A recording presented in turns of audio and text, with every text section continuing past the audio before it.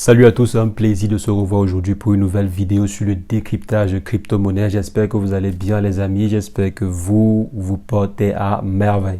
Alors les amis, aujourd'hui on va revenir sur un projet assez intéressant proposé par l'écosystème Saitama. Donc il s'agit en fait d'un sous-projet, si on peut dire cela ainsi, d'un sous-projet de l'écosystème Saitama appelé Saita Realty. Donc Saita Realty, c'est un projet très bien pensé pour venir aider la communauté sur un point bien précis, à savoir l'immobilier. Donc les différents fondateurs derrière le projet Saitama ont pensé à mettre sur pied un projet qui pouvait venir en fait aider l'écosystème derrière ou bien aider la communauté sous le plan en fait immobilier. Donc c'est ce qu'on va voir ensemble concrètement dans cette vidéo. Et si jamais c'est la première fois que vous atterrissez sur cette chaîne, quotidiennement nous faisons de superbes vidéos sur le décryptage de crypto-monnaies, d'investissement en bourse ou investissement en ligne de façon générale. Donc si l'une de cette thématique vous intéresse, n'hésitez pas les amis, abonnez-vous et cliquez sur la cloche pour ne rien rater des prochaines vidéos. Alors en ce qui concerne le sujet du jour, on va très simplement se revoir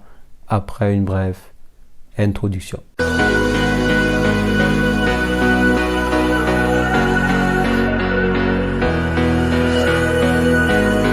Alors les amis, comme je disais, nous voici sur la plateforme Saita Realty qui présente en fait le projet en question. Donc c'est quoi Saita Realty? Donc les différents fondateurs derrière le projet Saitama se sont rendus compte qu'il y avait plusieurs personnes qui avaient des difficultés, en fait des difficultés sur le plan de logement. Donc il y a par exemple des personnes qui lorsqu'ils veulent lancer un business ont des difficultés de trouver un logement ou bien des appartements pour lancer leur business. Il y a également bien sûr des personnes aussi qui ont été mises à l'abri, par exemple à cause des catastrophes naturelles ou bien à cause du manque d'argent parce qu'il y a une crise financière qui sévit actuellement. C'est dû à la guerre, l'inflation, etc., etc. Donc la team, au vu de ces différents problèmes-là, a pensé à mettre sur pied une solution pareille appelée Saita Realty qui devait en fait venir et permettre à ces personnes-là d'entrer par exemple en possession d'un bien commercial ou bien d'une résidence pour sa famille. Donc là par exemple, c'est l'idée générale derrière le projet. Donc là vraiment c'est l'idée générale derrière le projet en question. Donc si on vient par exemple ici, il y a plusieurs plans sur lesquels le projet Saita Realty s'oriente, comme par exemple le Web 3.0 que vous voyez à ce niveau. Donc apporter en fait l'approche du Web 3.0 à l'immobilier du monde réel. Donc un peu comme cela se fait actuellement sur le Web 3.0, on va essayer de translater cela dans le monde réel. Donc sur le monde réel, avec maintenant des stratégies de tokenisation, également plusieurs autres stratégies pour permettre par exemple à tout le monde de gagner, tant à ceux qui vont investir, parce que là en fait il s'agit de mettre sur pied un token et de bien organiser la tokenomique pour que cela puisse par exemple exploser, et aussi les frais qui seront derrière. C'est ces frais là qui vont servir en fait à construire le bien en question. Donc si on vient ici, comme j'ai dit, l'idée générale c'est ça. Donc là par exemple l'écosystème Saita Realty est composé des développements de terrains commerciaux. Donc il y aura en fait des terrains commerciaux qui seront mis à disposition, comme j'ai dit, pour des personnes qui voudront lancer leur business et qui n'arrivent pas à trouver une propriété commerciale pour pouvoir exercer leur activité. Des complexes commerciaux, des maisons à zéro émission. Donc comme vous voyez par exemple ici, je crois à ce niveau, pour qu'on voit un peu quel style de maison ils veulent mettre sur pied. Donc si on vient ici, vous voyez des maisons avec des panneaux solaires à côté. Donc ils veulent en fait faire des maisons nouvelle génération, quoi, des maisons qui émettent peu. Des maisons par exemple avec de l'énergie solaire. Vous voyez par exemple ici, l'énergie qui sera en fait captée sera utilisée pour cette maison-ci. Donc c'est un peu ça, il y aura en fait des éoliennes, etc., etc. Donc ils vont se battre pour mettre sur pied un écosystème, bien pour mettre sur pied en fait des maisons à zéro émission, comme vous voyez à ce niveau. Donc ils vont également créer des unités multifamiliales, donc par exemple créer un bâtiment pour plusieurs familles, ça, donc ça on le sait quand même, c'est courant, des logements abordables, comme vous voyez à ce niveau. Comme j'ai dit, c'est pour aider en fait, et pour aider il ne faudrait pas par exemple aller sur le même point que les banques. Donc il faudrait par exemple proposer des logements à des coûts très attractifs ou bien à des coûts extrêmement bas, supportés par exemple par la communauté ou bien par le token qui sera mis à disposition. Et si on essaie de descendre ici en bas, vous voyez en fait nos logements abordables seront à 100% sans but lucratif et conçus pour des vétérans. Il y aura également des logements pour les vétérans, les anciens militaires qui par exemple ne réussissent plus à subvenir à leurs besoins ou bien qui sont dans la rue. Donc il y aura également des logements. Et comme ils ont dit ici, 100% sans but lucratif. Donc le logement sera à but non lucratif. C'est un peu comme une ONG. Et maintenant, si on vient à ce niveau, on s'en va par exemple au niveau de la distribution.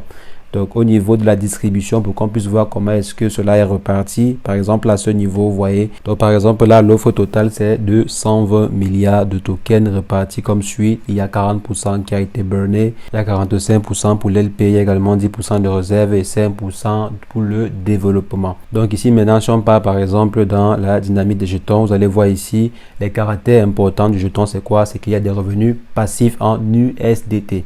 Donc les revenus passifs ici sont en fait en USDT. Vous savez que généralement pour quitter du monde des crypto-monnaies et aller dans le monde physique, il faut qu'il y ait une certaine stabilité. Vous voyez un peu. Si par exemple vous avez besoin d'investir sur un bien immobilier en janvier et que vous êtes par exemple actuellement en train de prévoir ou bien de planifier la construction ou bien l'acquisition du bien en question en janvier prochain, et si jamais vous avez par exemple défini un certain montant chaque mois, il ne faudrait pas que le montant en question puisse être en un jeton. Donc il ne faudrait pas par exemple que le montant en question soit un montant qui peut facilement vaciller, qui peut facilement chuter.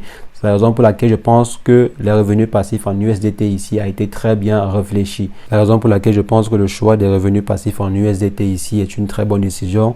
Il y a des revenus également trimestriels. Donc si jamais vous possédez en fait des tokens en question, il y aura des revenus trimestriels. Il y aura également des organisations caritatives pour les vétérans sans abri et les réserves maintenant pour fournir en fait l'échange centralisé. Le token en question est échangeable sur Saita. D'ici peu, il sera également possible de pouvoir acquérir directement vos tokens sur l'application Saita Pro avec votre carte, soit une carte Visa ou bien une carte Mastercard. Donc au lieu par exemple d'acquérir un token sur une autre plateforme et transférer cela sur votre compte Saita Pro, vous aurez directement la possibilité de pouvoir acquérir le token en question sur la plateforme Saita Pro. Donc comme vous voyez à ce niveau, si je viens dans revenu également, pour qu'on puisse voir à ce niveau comment cela sera reparti. Donc lorsqu'il y aura des revenus à repartir, outre en fait la distribution que l'on a vu précédemment, donc voilà comment cela sera reparti. Il y aura 50% pour la franchise et l'expansion. Il y a également 25% pour la redistribution. Donc, il y a également 25% pour la redistribution liée au stacking. Par exemple, ceux qui vont holder le token en question, il y aura 25% qui seront redistribués. Il y aura également 25% qui seront redistribués aux œuvres caritatives pour les vétérans, les anciens vétérans, comme j'expliquais précédemment. Donc, voilà comment cela sera reparti. Et maintenant, si on vient dans la roadmap, il y a plusieurs éléments qui seront mis sur pied et de façon progressive. Donc, comme vous voyez, par exemple, ici, il y a des objectifs crypto, des objectifs sur les médias sociaux, les objectifs commerciaux, etc. etc. Donc, si on vient par exemple ici au niveau de l'actif physique, vous voyez ici on dit acquisition d'un actif commercial établi. Et ici après, il dit acquisition d'un terrain pour la construction résidentielle.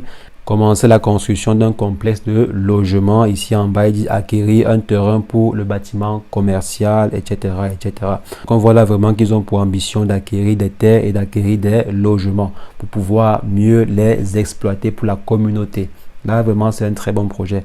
Là, vraiment, c'est une très, très bonne idée de la part de l'équipe derrière le projet Saitama.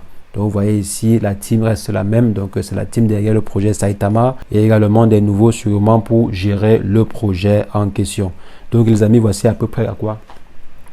Donc les amis, voici à peu près à quoi on peut s'attendre avec le projet Saita Reality.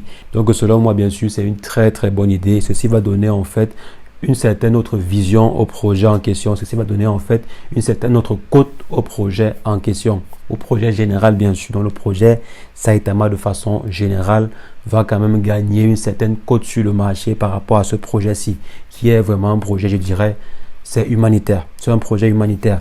Mais le problème qui est derrière, le petit problème que j'ai remarqué, c'est que ceci sera juste aux États-Unis. Je ne sais pas si compte également étendre cela dans d'autres pays, parce que nous aussi on souffre dans d'autres pays. Il y a des pays en Europe qui souffrent, il y a des populations en Europe qui souffrent, en Afrique qui souffrent, en Inde, etc., etc. Il y a également une grande partie de la communauté Saitama dans ces régions du monde-là. Donc j'espère que les différents dirigeants derrière le projet vont également penser à mettre sur pied des mêmes systèmes de logement dans d'autres zones du monde entier. Donc pas simplement se concentrer aux États-Unis ou bien juste dans cette partie du monde entier, mais vraiment aller dans d'autres zones du monde. Par exemple, aller en Afrique. aller par exemple en Inde, aller par exemple, je ne sais pas, en Europe du Nord où se trouve en fait une grande concentration de la communauté Saitama. Donc les amis, c'est ce que je voulais partager avec vous en ce qui concerne le projet Saita Reality. On va continuer de suivre le projet en question pour voir comment cela va se passer en ce qui concerne la mise sur pied du projet, en ce qui concerne par exemple l'acquisition, les prochaines acquisitions qu'ils vont faire, comment est-ce que cela va se passer, les prochains partenariats, parce que si on vient ici au niveau de la feuille de route, vous allez voir qu'il y a une phase carrément consacrée à l'acquisition des partenariats, parce que pour faire des projets pareils, il faudrait vraiment avoir des partenariats. Donc là, ils vont établir des partenariats. Donc on va suivre en fait régulièrement l'état d'avancement du projet en question parce que cela nous intéresse. Donc les amis, c'est ce que je voulais partager avec vous. On va simplement se revoir très prochainement pour une nouvelle vidéo sur le décryptage de crypto-monnaie. Mais entre-temps, portez-vous bien. Ciao, ciao.